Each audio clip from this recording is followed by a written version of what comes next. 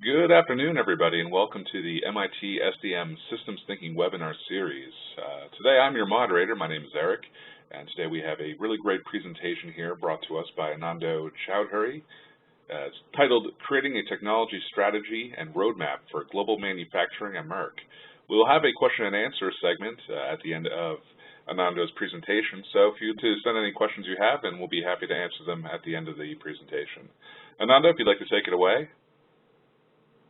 All right, wonderful. So it's a pleasure to be talking to you all about this important topic on creating a technology strategy and roadmap for manufacturing. The goal here today is really to demonstrate how at Merck Manufacturing we've been able to take a lot of the frameworks, tools, techniques, mindsets, and methodologies that are a part of the system design and management program and apply them to a very large and complex problem that we were trying to solve. And this is the culmination. Some of the things that I'm going to be speaking to you about is the culmination of about 5 years of work. We're still kind of implementing and executing on some of the things that we put in place and wanted to talk about the results thus far. Okay, and the procedures and processes we took in place. So before I launch into the presentation, this is the forward-looking statements. Essentially, this is a lot for you all to read, but I'll provide the summary. The summary is essentially I'll be talking about some potentially future-oriented outcomes, and none of those should inform any sort of investment or other types of decisions that you make in reference to Merck or MSD. So just a very quick background into the company for those who don't know about Merck. Merck is a global healthcare company. We are known as Merck in the United States and Canada, and as MSD outside of the U.S. and Canada. Merck's been in operation since 1851, and its key areas of business, which I'll elaborate on in just a bit, pharmaceuticals, vaccines, and biologics, and animal health products, so both human and animal health. The total revenue in 2014 in U.S. dollars was $42.2 billion. About 61% of those sales actually came from outside the United States. So it's very much a global company. And just if you look at the kind of commitment to R&D, Merck is very much an innovation-based company, and that you'll see in the presentation that comes from both the core medical innovation, which is most of our research and development expenditure, as well as innovation in manufacturing and supply chain. And so we have several candidates in the late stage development, and I'll elaborate on our key areas of disease focus in just a bit. We recently moved our headquarters to Kenilworth, New Jersey. That's where we're based. That's where I am right now. And we have about 70,000 employees worldwide as of the end of last year. Okay? So very simply, our mission, Merck's mission is to discover, develop, and provide innovative products and services that save and improve lives around the world. And embedded in this are a lot of the challenges that you'll see for manufacturing and supply chain. So we'll get into some of that, but essentially it's how do we bring innovative products and services out into the world and really try to address different problems that different patients and customers may have. And those, because they're global problems, tend to be varied depending on where you're going. And very quickly, before we launch into the rest of it, the key areas of focus for Merck, the prescription, pharmaceutical, and vaccines.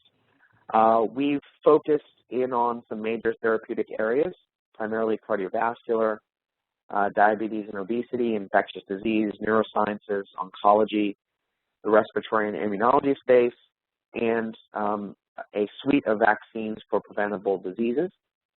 And in the animal health category, we actually have areas for the livestock and aquaculture areas, as well as a suite of medicines for companion animals that eventually become family members of many of the families that they live with.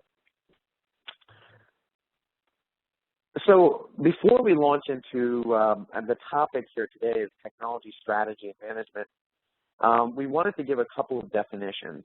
And this was really one of those foundational principles you get from SDM, which is really before you launch into any effort, you should have operational definitions for what you're talking about, because very quickly you'll find that words can mean very different things to all the constituencies that you're working with. So we have a couple of definitions here at the beginning. We defined technology of itself is, in the context of this effort, as a system comprised of scientific and technical knowledge. So it's knowledge, it's the processes, it's the actual conversion of different information, materials, and energy, and it's the equipment that does that, right? So it's a trifecta of knowledge, processes, and equipment to accomplish a specific goal.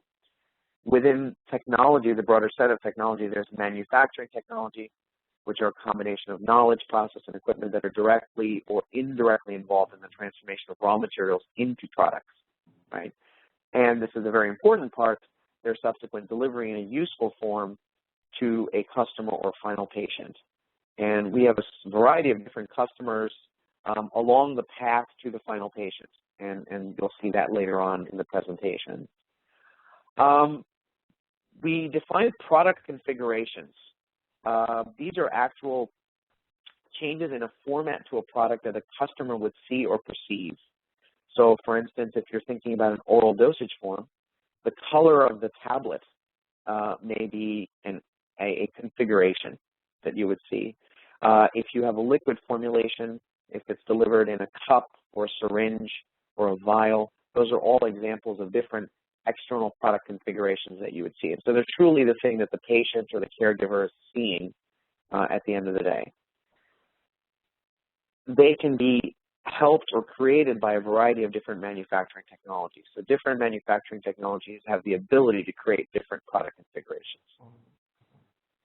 And then lastly, from a commercial innovation perspective, we define commercial innovation as new approaches or combinations of existing approaches to create or capture business opportunities. And they could include the marketing of different products and services, a variety of different production or distribution channels, new partnerships, media, technology, or different ways of managing data. For instance, some of these commercial innovations could improve access for patients to different medications for cost or geography, or they could improve adherence to medications and to different medical outcomes, depending on what we're looking for. So these are the definitions. I'll try to make sure I emphasize them as we go through the rest of the presentation. This is a big problem that we set off to solve, and I have to say this was very coincident with my own time in MIT SDM, whereby I felt that a lot of the curriculum that I was going through was helping back at Merck to solve this big problem. So essentially the big problem we had started on back in 2010 was, if we look across supply chain and manufacturing, how do we affect transformations and coordinate actions at a subsystem level so that we have optimized results at the system level? You know, and these are, and when we say system level, these are at physical sizes that span a global enterprise. So they could go all the way from our raw material suppliers to the hands of multiple patients, and even thinking about the waste stream afterwards, as well as at time scales that can run for several decades. So we are thinking about things that are in basic research and the discovery arena that won't be commercially available for another decade. But we have to think about how are we going to manufacture and supply those. So we have to have a line of sight several decades out and really think about how we're positioning our technology investments today to enable those medical innovations out. This is a huge problem, and until we started solving it, most of the time we solved this problem in really an organic fashion. We had pockets where we would have fantastic innovations, and we would either, through a semi-methodical manner, get them globalized, or scaled up across the enterprise, or we would have ways that we would, through serendipitous manner, find out about them. And then that would kick off some investments in a different area or an adjacent area or supporting area. And we felt that doing it in this organic fashion really didn't lend itself to having the coordinated transformation that we needed for the future. As we look ahead to the variety of trends and exogenous impacts that are going to affect not only us, but our whole area of healthcare, we felt that we needed a better, more coordinated way of doing this. So when we did this, I mentioned the challenges. What we first decided to do is to really reach out to all of our constituencies, to think about the stakeholders of Merck manufacturing and supply chain, and really look at it end to end, and try to challenge ourselves to think about the different trends and needs that will be hitting across the supply chain. And this is a very simple, stylized example. I'll go into a little bit more detail later on.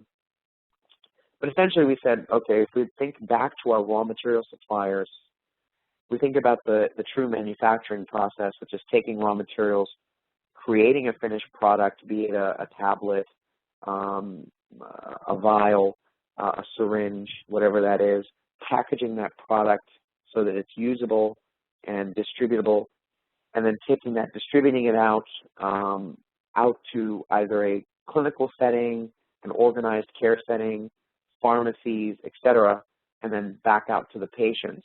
This was the end-to-end, okay?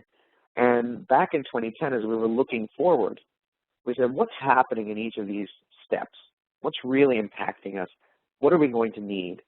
And we honestly used a very SDM-driven process.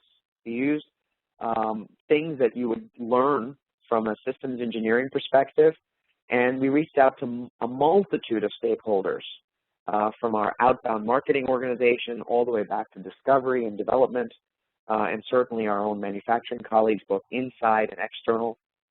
And we used an affinity process that you get from systems engineering, and really created a couple of themes. So what I'm going to do here for you, for the sake of ease, is just demonstrate a couple of high-level themes. So in the raw material space, we definitely needed an effort around robust incoming materials. We realized that the number of suppliers that we had, while in some areas were being consolidated, in other areas were becoming very diverse and very large. So we needed to make sure not only managing that complexity of the incoming materials, but we also needed to make sure that we had robust incoming materials that were very robust to variation, right? So that's one of the key trends. As you look down to finished product, definitely driving lower costs and more environmentally sound products across. And this goes to the areas of sustainability and access, which are very strong drivers for Merck, and essentially also help drive access to a variety of different patients that may not have had access in the past. From a packaging perspective, really looking at a customer-focused packaging design and product design, be it a product packaged on its own or with a device, really taking in the customer view, and that could be a provider, medical provider. It could be a payer that actually has to inventory manage our products, and certainly it has to be the patient, right? From a distribution perspective, really designing distribution channels and technical designs that can transport our product without human and environmental threats. And human threats could be tampering, it could be counterfeiting, a variety of those things. And environmental threats could include all of the different forms, so vibration, temperature, and light, and a variety of other things that if the product is sensitive to those, we would want to make sure we protected the product against that. And then finally, for the patient, really driving access, driving medication adherence, which is a tremendous issue globally, making sure that patients who are on therapies, whether they be chronic or acute, are taking them in the required manner. and the ease of use, right, driving that from a patient perspective. So these are just an example. And you could imagine if you did not have an effort where you were trying to transform this total supply chain, you could have people responsible for raw material supply, working on items that are dealing with robustness of incoming materials without necessarily a line of sight to how some of the decisions that they're making may impact our ability to drive adherence, medication adherence at the very end of the supply chain with our patients. So, and sometimes these supply chains can be very, very long, and they can cover multiple time scales. So we really needed a way to organize all of these various trends and not make sure that different parts of the supply chain weren't reacting in different ways, but were really reacting in lockstep, okay? So this image is meant to help describe that. You can imagine that a random mob here is really, could be directionally pointed in a direction saying, okay, we're going north, and people are sort of driving in that direction, but it's very disorganized and it's very inefficient, right? But you're making progress, but you're making it in a somewhat random way.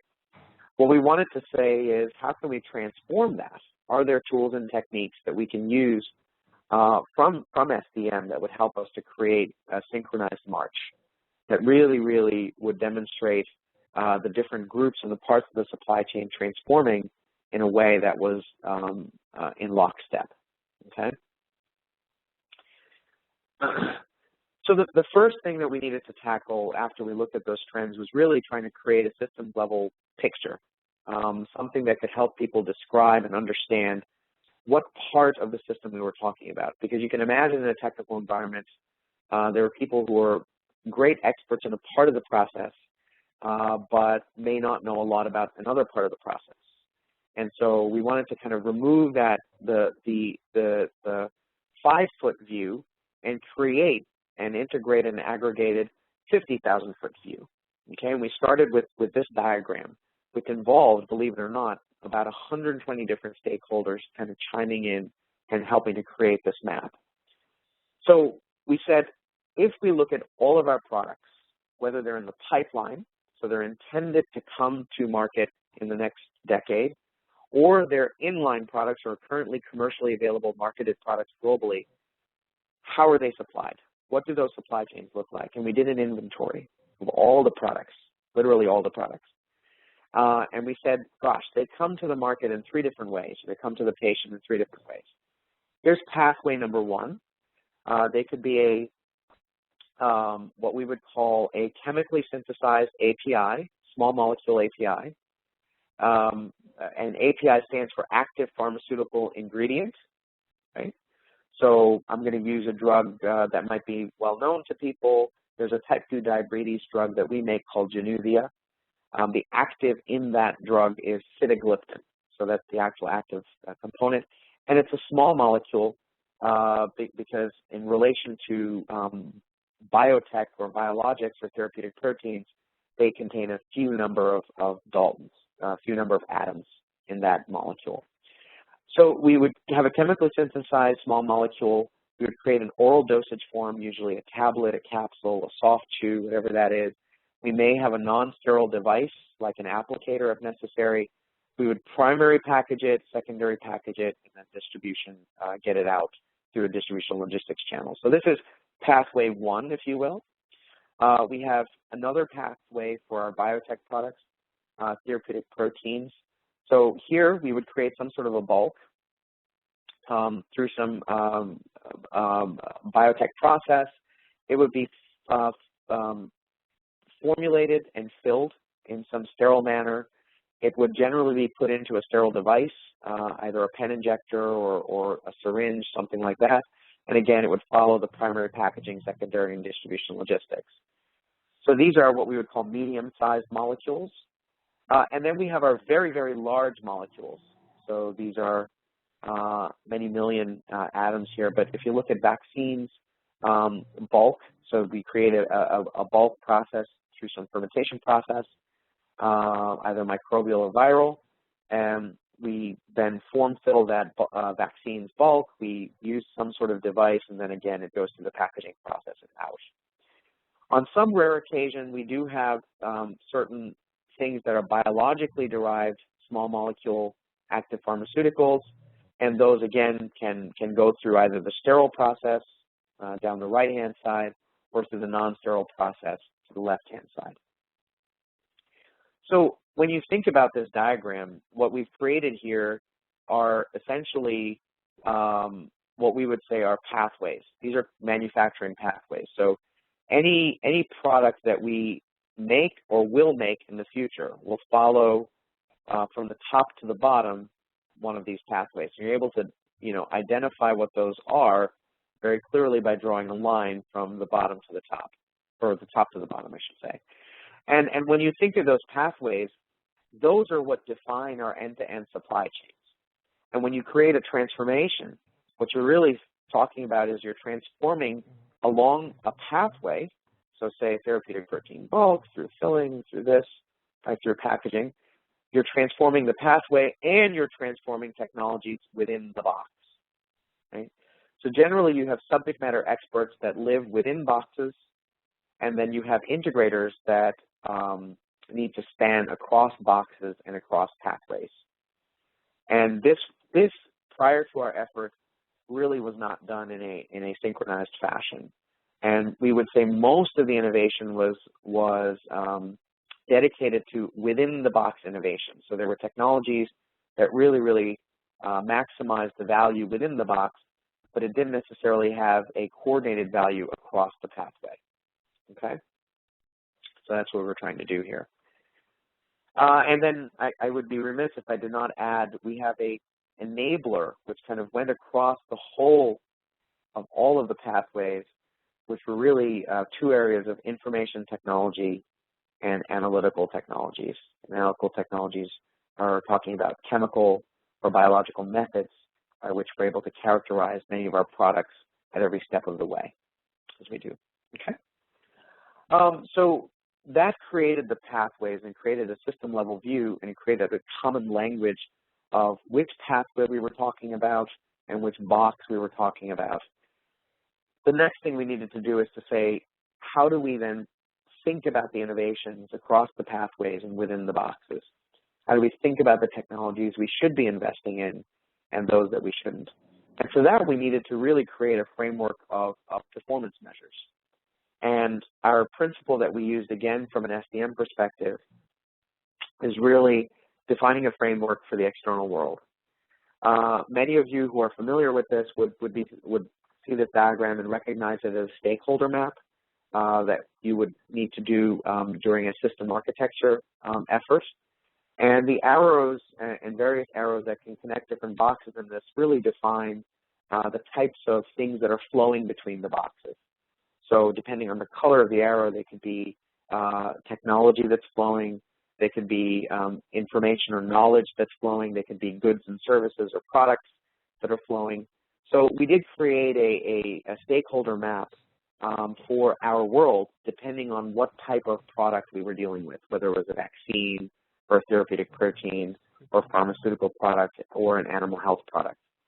And when you look at that, it really drives home the complexity of the business, right? So at the very top, you'll see obviously people think about the patient as a true customer of what we do, but you begin to understand there are providers, there are payers, government agencies, wholesalers, retailers, there are insurance providers, there are financial stakeholders, there are regulatory agencies across the world, and then society itself becomes a very important stakeholder.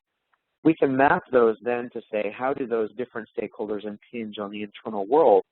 And the dotted line is really the world that we can manage and impact through our manufacturing supply chain efforts. They talk about the various groups, be it procurement, quality, all the different manufacturing sites, be they internal or external, distribution, logistics, warehousing, and all the different stakeholders that we have. This was a very important view, again, bringing people together around all the different stakeholders that we were considering. That then led us to the efforts to just begin to define key performance indicators. From those various stakeholders, what are the measurable things that would then drive the different investments in prioritization of technologies across the different pathways? So obviously, from a product perspective, we want a winning product that was fashioned with the customer value drivers in mind. And then from a process perspective, we wanted a sustainable and profitable business and manufacturing system to create and deliver product robustly, wherever they're needed, and building and leveraging institutional knowledge in a seamless way. So for these, we had some traditional performance metrics that were very well defined. Safety and tolerability and efficacy are two things that we measure very carefully during our clinical studies, as well as through multiple post-launch clinical outcome studies that go on through the life of a product. So those are very clearly defined, and they have very active targets. And in the manufacturing space, we had some very active targets around efficiency and robustness. These are things around inventory, around process capability, around overall equipment effectiveness, right first time and on time and full, and cycle time. These are all things that most manufacturing organizations and certainly healthcare manufacturing organizations care about. So we knew about these measures and we had them defined.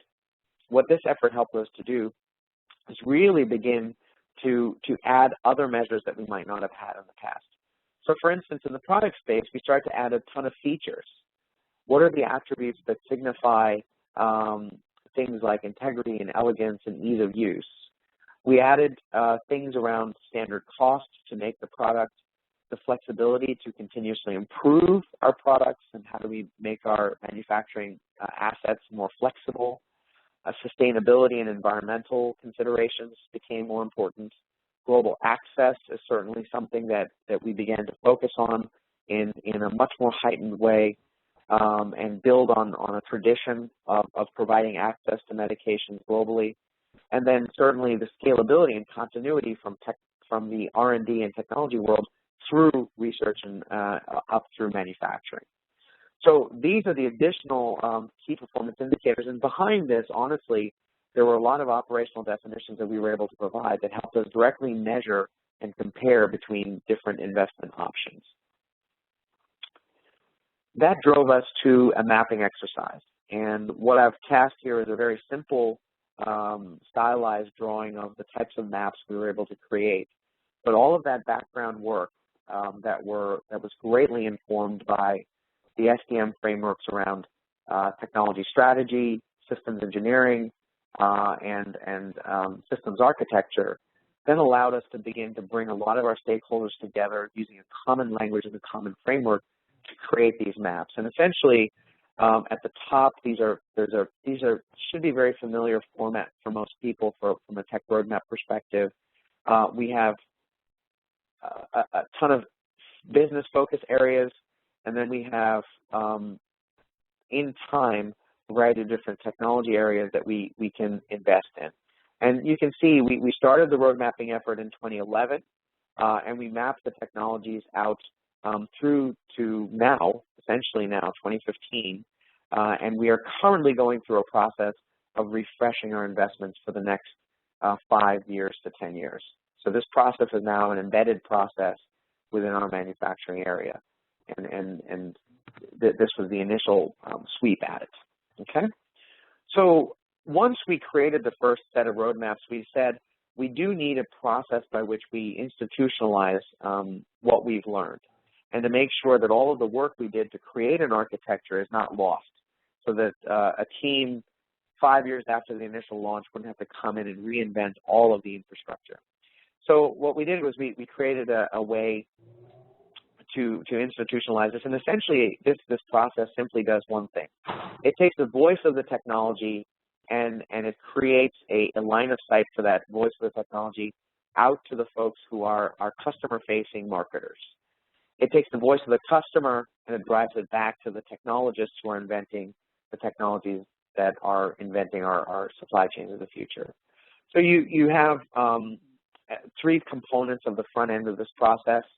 We mapped all of the different technology projects. So we have tech inventories, which at the moment contain about up to 800 different technology areas that we're working on.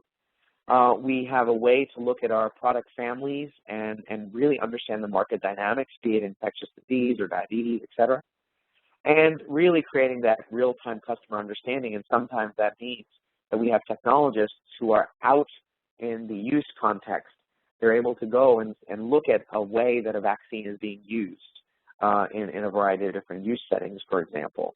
All of these things then come together in refreshing these technology roadmaps on some biannual basis, which then create a process by which a simple stage gate process that allows us to have a technology funnel and think about early, very far horizon technologies, horizon 3s, which have a reasonable amount of work to get into use, all the way through horizon 1 technologies, which are eminent and really are things that can be have a line of sight to utilization within a year or two, right? And then having a way of common hurdles by which we understand how to progress these different technologies. So we've instituted this, and honestly, this framework now is consistently used across the different innovation areas, so that we have a common language by which we're able to think about technologies progressing throughout. The other thing that we stole after getting that process in place from the SDM toolkit really is the idea of MDMs, or multi-domain matrices, right? Which are a bigger version, or a broader, more all-encompassing version of DSMs, which are design structure matrices. And what we started to do is we started to take all the different technology initiatives and started to map them out in a DSM format. And we said, okay, if we have these initiatives going on, how do they honestly relate to one another? You know, are they necessary for one another? Are they actually a subsystem of one? Is one needed for something else to continue? Are they potentially orthogonal to one another? And so as we started to map that out, it was an amazing exercise, because it began to connect people across the different domains and different groups, and really began to connect different efforts in unique ways, where we were sharing across the pathways in ways that we had not done before. This also allowed us to then map where specific efforts were then, this is now getting to that multidimensional effort, where specific efforts were touching upon a part of the value process, and where we could then begin to see synergies if we looked across and sideways at the MDMs. So essentially, a framework by which we can manage program-to-program interactions across the space. Okay. This was just an interesting example of that. There were some efforts going on in our distribution technology area, really looking at multimodal transportation, whether we were shipping our products through air, through ocean, ground, or a mix or a variety of those items, and what are all the different vibrational models and simulations and those sorts of things that needed to be made for that. And on the flip side, there was efforts going on from a formulation perspective upstream, which were really looking at more thermally stable formulations. Now, had we not sort of connected these two efforts, we would have had one area working on more thermally stable formulations, and another area investing in ways in cold chain technologies that may not have been needed. So if you had a whole suite of thermally stable formulations and you're another part of the organization investing in cold chain technologies, you can kind of see where those two would eventually diverge and not be a consistent, coherent effort. This effort helped to align that and really create that lockstep dimension. So in order to demonstrate this, maybe drive this home with a little bit more of a concrete example, and we can then move on to questions after this. I wanted to share an example of how some of this road mapping really helped us to impact our diabetes value chain. So if you think about the pathways I shared before, this would be an example of a manufacturing pathway for a solid oral dosage form of a small molecule. So it essentially has a chemically synthesized API. It's then, we create tablets from these, we package them in some way, we distribute them, and really get them out. A product like Chowdhury, which is a type 2 diabetes product, and is currently the largest product in the world, is in the pharmaceutical context, is something that is available in over 120 countries. So it's something that truly is a distributed supply chain, and it's broadly accessible. So from this, I wanted to show the items in blue at the top are really examples of things that we had on our technology roadmaps back in 2011. And a lot of them have bared a ton of fruit over the last 5 years, okay? So in the early space, we really looked at chemistry and chemical technologies that allow us to drive green chemistry and enzymatic catalysis. We have utilized chemometric models to do more real-time release testing of our formulations. We've introduced adherence packaging that better allows patients to manage their diabetes medication. And we've introduced ways to connect patients and supply chains to product information, right? And so these technologies apply, and you see by the brand logos here, to the suite of small molecule, currently marketed small molecule products that we have, which are Januvia, Janumet, which is a combination of Sitagliptin and metformin, and Janumet XR, which is an extended release version of our Sitagliptin metformin formulation. So end to end, if I look to the left of that supply chain, back in 2010, 2011, we launched into an effort where we were introducing enzymatic catalytic routes. A lot of the scientific work that Merck did was actually published very broadly. And here's an example of Science Magazine. Much of this chemistry work actually drives a lot more sustainable and greener ways to synthesize. And so some of the work here actually was the recipient of the Presidential Green Chemistry Award and awards from the US EPA, as well as technologies that we implemented that allowed us to look at the way that we were managing our manufacturing and creating real-time analysis of our products and release of our products in a really high-quality manner. The effort by putting these on technology roadmaps, what they allowed us to do is to have a line of sight for how we're investing in this technology on an ongoing basis, and how we're applying and thinking about applying this technology to a variety of different products. And so we've done this for Januvia, and it has had some great benefits. And what this did was, how does enzymatic catalysis, what does that look like as we look at the future of manufacturing for us? If we go all the way to the other end of the value chain and look at diabetes, from that perspective, we really drove into an effort of creating an ecosystem that really utilizes information in a variety of different ways. We introduced adherence packaging. Right here is an example of our currently launched adherence pack, which is available in the United States, and really using that package and connecting that in ways to a mobile ecosystem and a disease management ecosystem that's available to care providers and patients. And then also at the bottom left, you'll see ways that either two-dimensional barcodes or QR codes that allow us to connect to programs that really provide a safe assurance that the product that the patient is getting is real and not a counterfeit.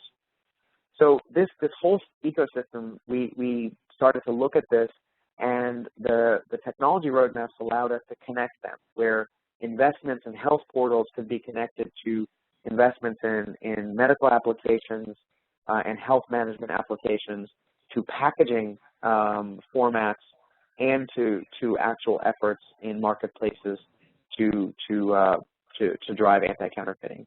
So again, while this may not be something that you think about in the same sentence as enzymatic catalysis, which is at the other end, we wanted to demonstrate how when we look at it end to end, we're able to plan all of these technology investments for diabetes and for that manufacturing pathway in one fell swoop. Lastly, I kind of wanted to share this picture, which is, really getting almost to a philosophical level of what we're trying to do here with technology management and technology strategy. And really the intent of this is to say, on the x-axis, you'll run the gamut of places where you don't really have a defined need, all the way to something that is a very highly defined need where you exactly know what the use case is and what you're going to do with the technology. And on the y-axis, you have technology maturity, which could go all the way from an unproven technology, something that's in that horizon 3 or more time frame, all the way to a very proven technology, which is a near horizon technology, where you have a lot of information about the robustness of that technology. And when you think about that, the whole point of this is your technology strategy is really trying to identify how many of which investments are you setting along in the path. So the cases where you're making a proactive investment in technology are really traversing. You don't exactly have a defined need yet, but you're going up in this proactive investment dimension, where you're proactively investing in a technology. And that could have a certain percentage of your technology associated with that type of investment. In other places, you're probably looking at places where you only want to create proven technologies and apply them to known needs, in which case you're installing or implementing a technology, and a certain percentage of your technology investments need to go in that category. If you're really thinking about a need and you don't have a technology there, you could be reacting and developing a technology in some sort of pathway there, and there would be a certain percentage dedicated to that. And if you have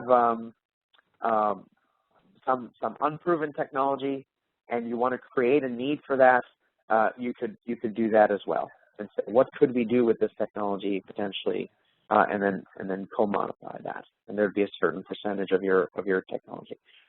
It is our premise that the way you think about the percentages that you deploy in this square is, in essence, an articulation of your technology strategy. And what we've found through the 800 or so technologies that we've looked at in Merck manufacturing is that it truly, a lot of these technologies don't follow these neat pathways. They could go this way. They take a very torturous route. Essentially, you could have a variety of different ways to get to the end. You could have technologies that go, they swoop down, they fly back up. They could go this way. They could go to the corner. Eventually, there's, in some cases, needs that you thought were present before, they tend to vaporize and they go away. So all of these pathways can happen for technology. So what we're really trying to do, if I was to sort of clean this slide up a little bit, is to say, can we create a clairvoyant path?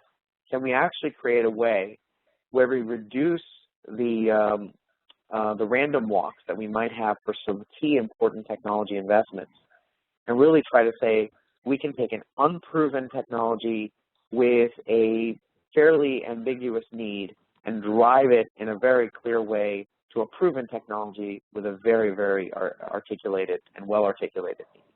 And that's the intent of this exercise, and that's what we're trying to do here. It's a multi-year exercise, but it's the true north for us. It is what we're really thinking about as we go through this effort. So in summary, in closing, what we need, an enterprise-level transformation to meet human health and sustainability challenges really requires many efforts globally to work in unison. This innovation, alignment, and prioritization can't be left to chance. Technology road mapping and strategy and a lot of the SDM tools provide an effective solution for managing wide-scale technical transformation. And we truly believe that we now have evidence going from the last 5 years where we've implemented this process and have had multiple successes that this process can work. And ultimately, it enables the connection from activities directly at a very molecular size. So when we were talking about the enzymatic catalysis example, all the way up to immediate timescales, all the way to global size and multi-year timescales. And that's truly what we wanted out of this effort, and we've been able to demonstrate that. Okay. And ultimately, why do we do all of this? And this is one of those things that I think Merck as an organization is very good at, and is really to say that we do all of these things ultimately is to help the world be well and really address critical medical needs to save and improve lives around the world. Okay, so with that, I will pause and take any questions. I thank you for your time. Cool, thank you so much for that presentation. We do have a couple questions lined up, and if anybody else has some questions, please use the chat and make sure to send it to everyone. So our first question here comes from, I apologize if I mispronounce your names. First question comes from Ibrahim Khalid, and the question is, managing stakeholders' expectations can be complex when driving transformations of similar nature. Can you speak to the governance frameworks that you implemented around these programs to facilitate decision-making as well as align stakeholder expectations? Yes. I will talk about two things there. It's a great question, and actually you've gotten to the crux of the matter here. I'll talk about two answers to that. One is a very hardwire answer. It's a very structural answer. And the second is a more behavioral answer, okay? So the structural answer, the first one of the things that we did at the very beginning, and the advantage I think this effort had, was that it was sponsored by the head of our manufacturing division, right? So, and his leadership team. So essentially, with that level of sponsorship, what we were able to do is work directly with that stakeholder group and say, what has worked in the past in how we've invested in our technologies and what hasn't worked, and how do we want to create an infrastructure that allows us to better manage.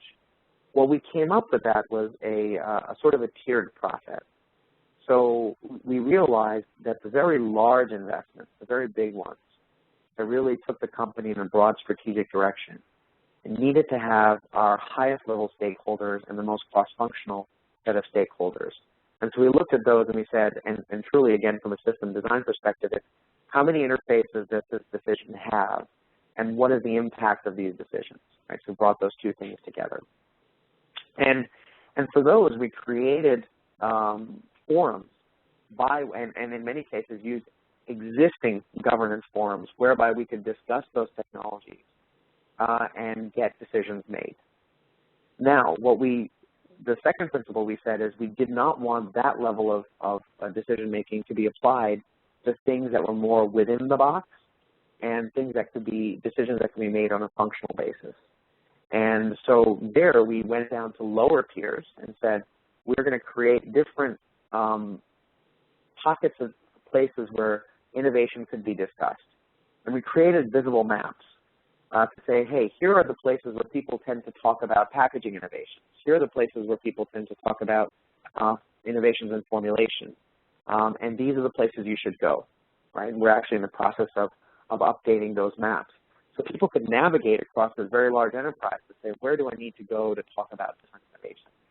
And there, the governance at that level was very loose in the sense that it was left to the functions to decide and prioritize amongst themselves.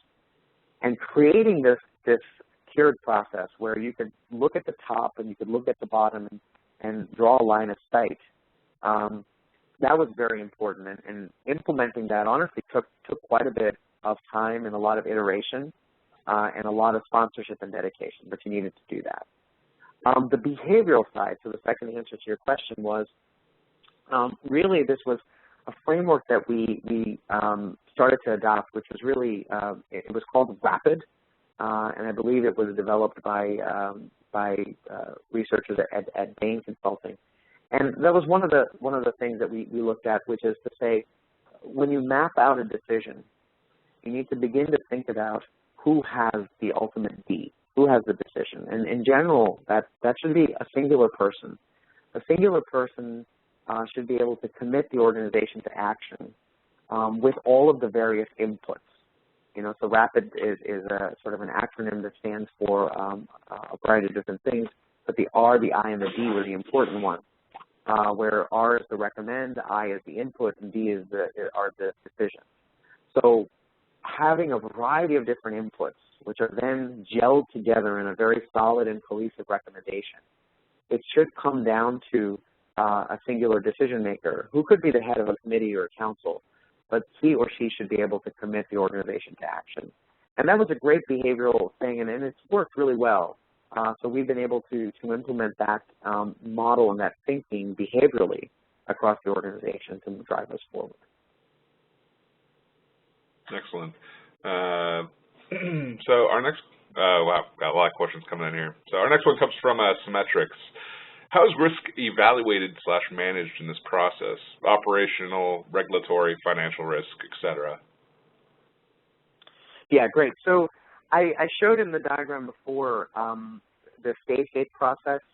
And so in general, we have really firmly embedded risk management within any effort that we have. And there's a variety of different considerations, be it from quality, compliance, and a variety of different aspects that are looked at through any effort that we have.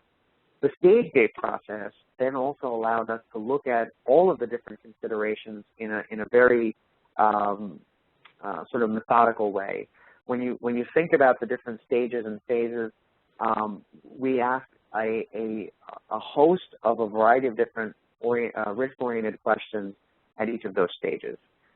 They could relate to, for instance, if some of the technologies relate to, say, cytotoxic products or those sorts of things.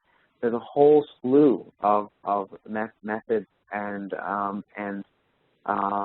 techniques that we would deploy for that, and we would go through a variety of different risk management and risk assessment tools, and those would be called for as we went through the different technology development stages. And the right stakeholders across the company would be called in to evaluate those at those stages. So the summary answer for that is we've been able to institutionalize throughout the technology development process where those risks need to be considered. And again, in reference to the prior answer, what level of governance authority needs to sign off on the risk that we're carrying forward. All right, up next we have a question from Adam Hashayan.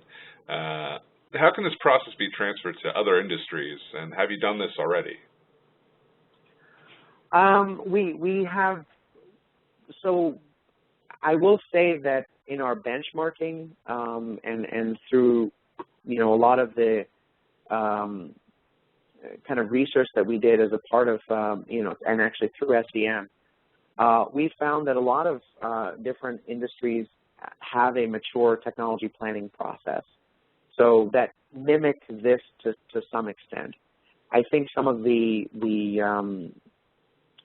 emphasis on patient value and safety and efficacy that we look at in our healthcare business makes this somewhat unique. But at the same time, it enjoys a lot of similarities with other technology strategy methods. So I would say the best thing to do is to create forums by which we can share across industry. So I'll be honest, a webinar like this allows us to share frameworks across and then maybe get down to more detailed discussions after the fact. And then we've been to, for instance, the Systems Thinking Conference that SDM hosts. That's been a fantastic way to share a lot of the different frameworks and methods here. So I would say that's the way it's been done. And lastly, I would say from our own, who have we shared it with in the course of our business? You can imagine that a lot of the technology innovation that we've been doing here is not by ourselves. Obviously, we have to partner with academia, with other industry partners, with folks that are our suppliers, our end customers, our top customers that